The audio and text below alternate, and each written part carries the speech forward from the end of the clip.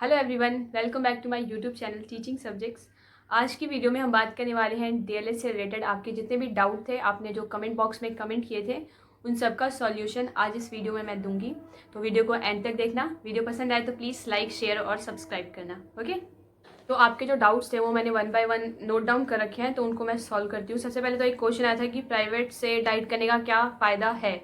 तो देखो, अगर आपका गवर्नमेंट डाइट में एडमिशन होता है तो बहुत अच्छी बात है, और अगर नहीं होता है तो अगर आपका प्राइवेट में भी नंबर आ रहा है तो आप उसको करिए, क्योंकि गवर्नमेंट और प्राइवेट दोनों से डाइट करने पर आपका जो डीएलएड ही माना जाता है उसको।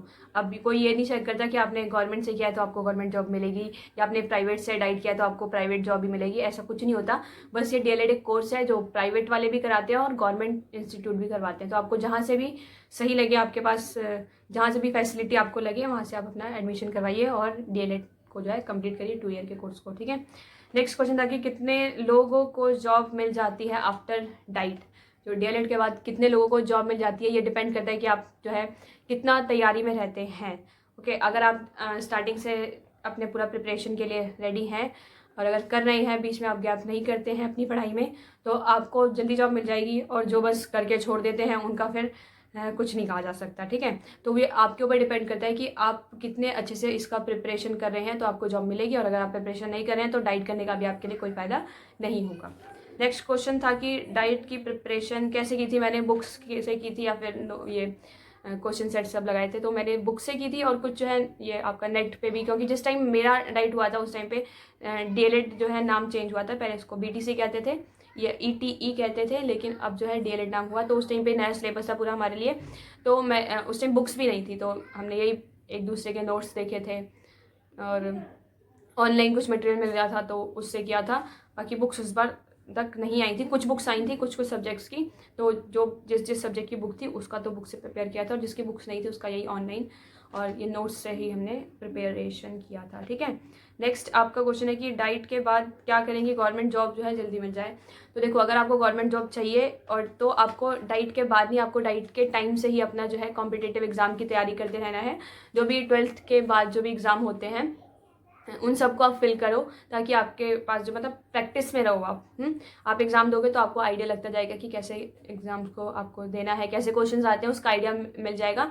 तो जो भी बच्चे भी डीएलएड फर्स्ट ईयर में हैं और 12th पास करके जस्ट निकले हैं, उन सबको मैं बोल रही हूँ कि आप अभी से जो है कॉम्पिटिटिव एग्जाम की तैयारी करना स्टार्ट कर दो, ताकि जैसे आपका डीएलएड कंप्लीट हो, जो भी आपका वैकेंसी आएगी उसमें आप अच्छे से परफॉर्म करो और अपना सिलेक्शन ले सको। ठीक है, नेक्स्ट क्वेश्चन है कि न्यू एजुकेशन पॉलिसी में क्या डीएलएड बंद हो जाएगा। तो देखो, अगर न्यू एजुकेशन पॉलिसी अच्छे से लागू हो जाती है तो डीएलएड कोर्स जो है वो बंद हो जाएगा।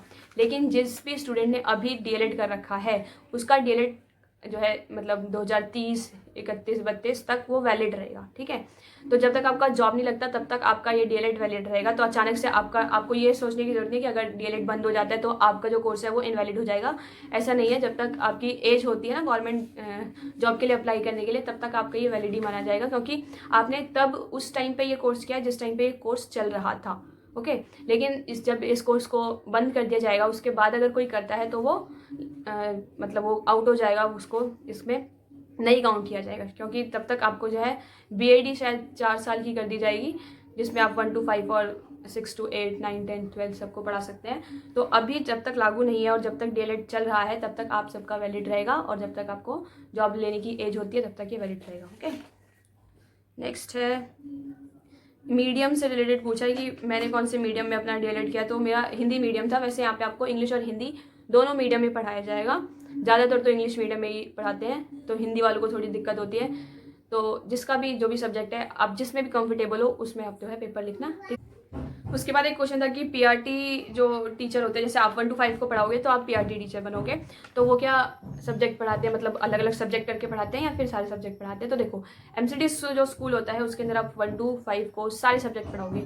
एक टीचर होता है वही Hindi, English, math, science, SST सब कुछ पढ़ाता है। ठीक है, लेकिन वही जब आप जीएसकेवी में जाओगे, सर्वोदय कन्या विद्यालय में, तो वहाँ पे आपको ऐसा ऑप्शन देते हैं कि आप कोई एक पर्टिकुलर सब्जेक्ट पढ़ाओ। हिंदी पढ़ा रहे हो, इंग्लिश पढ़ा रहे हो, मैथ्स पढ़ा रहे हो, साइंस पढ़ा रहे हो, जो भी है 1 to 5 में जितने भी टीचर्स होंगे सबको एक एक सब्जेक्ट दे देते हैं। बाकी ये सब डिपेंड करता है आपके स्कूल के ऊपर कि वो किस तरीके से आपको बोल रहे हैं कि आपको एक एक पर्टिकुलर सब्जेक्ट पढ़ाना है या ऑल सब्जेक्ट पढ़ाने हैं। ठीक है, नेक्स्ट क्वेश्चन है कॉलेज प्लेसमेंट मिलता है कि नहीं डाइट में। मतलब कि आपका डाइट के अंदर रहते रहते ही आपको जॉब के लिए ऑफर्स आते हैं कि नहीं, तो ऐसा नहीं आता। जब तक आपको गवर्नमेंट जॉब मतलब जितनी भी वैकेंसी निकलती है आपको वो वैकेंसी फुल करनी होगी, उसके बाद ही आपको जो है अगर आपका ज़्यादा मार्क्स आता है तो आपको सिलेक्शन हो जाता है और आपको स्कूल दे दिया जाता है। ये जो कॉलेज प्लेसमेंट की आप बात कर रहे हो वो आपका अगर बीएड करते हो ना, बीएड अगर दिल्ली यूनिवर्सिटी से करते हो, ड्यू से करते हो बीएड, तो उसमें ये होता है कि आपको बड़े बड़े प्राइवेट स्कूल में वहीं से आपको प्लेसमेंट कर दिया जाता है ताकि आप जाके स्कूल में पढ़ाएं। उसके बाद क्वेश्चन आता है कि हॉस्टल मिलता है गर्ल्स को कि नहीं मिलता। तो देखो डाइट में जो है आपको कुछ भी हॉस्टल की ऐसी फैसिलिटी नहीं दी जाती है। आप भले गवर्नमेंट डाइट में एडमिशन लो या प्राइवेट डाइट में लो, आपको अलग से जो है अपना रेंट पे रूम लेना पड़ेगा। उसके बाद जो भी आपको खुद से ही सब कुछ बनाना पड़ेगा। और जैसे आप पीजी में रह सकते हो उसमें आपको थोड़ा फैसिलिटी मिल जाएगा, लेकिन डाइट की तरफ से आपको ऐसी कोई फैसिलिटी प्रोवाइड नहीं की जाती। ठीक है। फिर है गैप ईयर का सर्टिफिकेट चाहिए या नहीं चाहिए। तो जिसने भी मतलब 12th कर लिया है और 12th के बाद आप 1-2 साल का आपका गैप है तो आपको गैप ईयर का सर्टिफिकेट देने की ज़रूरत नहीं है। आपको 12th में जो भी आपका जितने भी सर्टिफिकेट्स थे, ये प्रोविज़नल हो गया, कैरेक्टर सर्टिफिकेट हो गया, 10th-12th की मार्कशीट और सर्टिफिकेट जो है, इसका मतलब मेन जो यही मांगते हैं। उसके अलावा आपकी जो भी कैटेगरी है उससे रिलेटेड जो भी आपकी सर्टिफिकेट्स होंगे वो मांगेंगे। आपको अलग से ये जो गैप ईयर का सर्टिफिकेट नहीं मांगता कोई। ठीक है। उसके बाद है रजिस्ट्रेशन में अगर आपका नेम में गलती हो जाता है तो आप उसको कैसे एडिट करोगे, कैसे ठीक करोगे। तो देखो जब भी आप डाइट का फॉर्म फिल करोगे तो कम से कम अपने नाम में तो आपको गलती नहीं करनी, क्योंकि आपका खुद का फॉर्म है वो। अगर आप नाम में गलती कर दोगे तो फिर आपका कुछ नहीं हो सकता, क्योंकि नाम में एडिट करने का ऑप्शन भी नहीं देता। इसके अलावा अगर आपके फादर नेम की स्पेलिंग में कोई एरर आ रहा है, डेट ऑफ बर्थ में कोई एरर आ रहा है, मार्क्स में कुछ एरर हो गया है, तो उस टाइम पे वो आपको मतलब 1-2 हफ्ते के बाद जो है एडिट का ऑप्शन देते हैं। लेकिन नाम में गलती होने पे मुश्किल हो जाएगी, तो नाम तो कम से कम आप सही भरना। ठीक है। वैसे तो सारी डिटेल आपको सही भरनी है, इसके ऊपर डिपेंड नहीं रहना कि बाद में एडिट का ऑप्शन मिलेगा तो हम कर लेंगे। ठीक। तो आप पहले से ही हर चीज़ जो है अच्छे से भरेंगे। नेक्स्ट क्वेश्चन आ रहा है कि फर्स्ट ईयर में कितने एग्जाम होते हैं डाइट में। तो देखो diet first year second year दोनों में 10-10 पेपर होते हैं, तो आपके 10-10 एग्जाम होंगे। और कभी कभी तो ऐसा होता है कि बैक टू बैक एग्जाम होते हैं, एक भी छुट्टी नहीं होती बीच में। इसलिए स्टार्टिंग से प्रिपरेशन करते रहना ताकि उस टाइम पे आपको दिक्कत ना हो, क्योंकि रिवाइज करने का तक का टाइम नहीं रहता। क्योंकि आपके सेंटर दे देंगे, दिल्ली में ही देंगे सेंटर, लेकिन सेंटर दूर दूर होंगे, उसमें आपको जाने में 1 घंटा 2 घंटा ऐसे लग सकता है।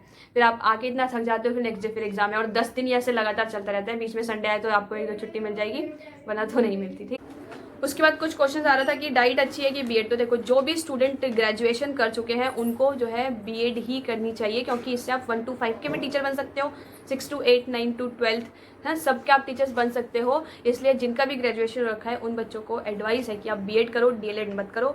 लेकिन जो 12th करके निकले हैं वो डाइट कर सकते हैं, उनको 1 to 5 का टीचर बनाया जाएगा। ठीक। अब काफ़ी सारे स्टूडेंट ये पूछ रहे थे कि क्या डीएलएड एडमिशन में इस बार जो है एंट्रेंस एग्जाम होगा या नहीं होगा। तो मैं बता दूं आपको कि अभी तक जो प्रोसेस था उसमें आपका मेरिट बेस्ड सिलेक्शन होना था, लेकिन अब क्या है, अब एंट्रेंस एग्ज़ाम का मैंने भी जो टीचर से पता किया वो कह रहे हैं कि हाँ इस बार एंट्रेंस एग्ज़ाम होगा। जो भी डीएलएड के टीचर्स हैं उन्होंने मुझे भी बोला है कि एंट्रेंस एग्ज़ाम होगा इस बार, तो आप जो है प्रिपरेशन कर लो। मैं पता कर लूँगी कि आपका क्या सिलेबस रहेगा ताकि आप थोड़ा उस हिसाब से अपना काम कर सकें। तो यहाँ आपके जितने भी क्वेश्चन थे वो मैंने कवर अप कर दिए। वीडियो कैसी लगी प्लीज़ लाइक शेयर और सब्सक्राइब करके बताइएगा। और अभी भी अगर आपके कुछ क्वेश्चन है तो कमेंट बॉक्स में कमेंट करो, मैं उनको आंसर कर दूँगी। ठीक है। Bye bye, have a nice day.